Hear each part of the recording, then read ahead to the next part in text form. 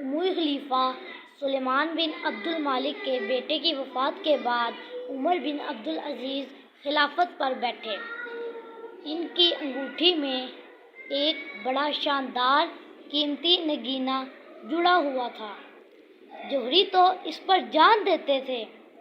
کرنا خدا کا ایسا ہوا کہ ایک سال بغداد میں سخت قحط پڑ گیا۔ لوگ بھوکوں مرنے لگے، اناج کے ایک دانے کو ترسنے لگے۔ حضرت عمر بن عزیز سے لوگوں کی یہ حالت دیکھی نہ گئی۔ اپنی انگوٹھی کا قیمتی نگینہ بیچ دیا۔ جو رقم ملی اس کا اناج خرید کر بھوکے لوگوں میں تقسیم کیا۔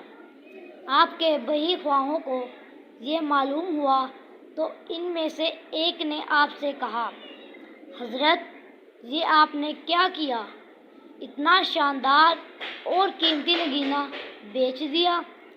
حضرت عمر بن عبد العزیز نے جواب دیا، وہ نگینہ واقعی قیمتی تھا لیکن انسان کی جان سے زیادہ قیمتی نہیں۔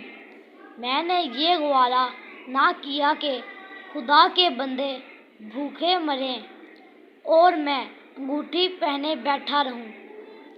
کوئی مرے کوئی ملحار گائے، کسی بھی حکمران کو زیب نہیں دیتا کہ وہ لوگوں کو تکلیف میں دیکھے اور خود عیش و آرام میں پڑا رہے۔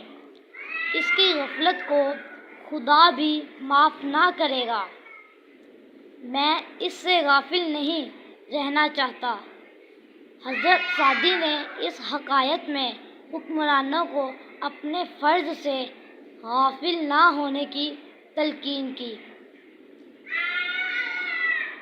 ہے۔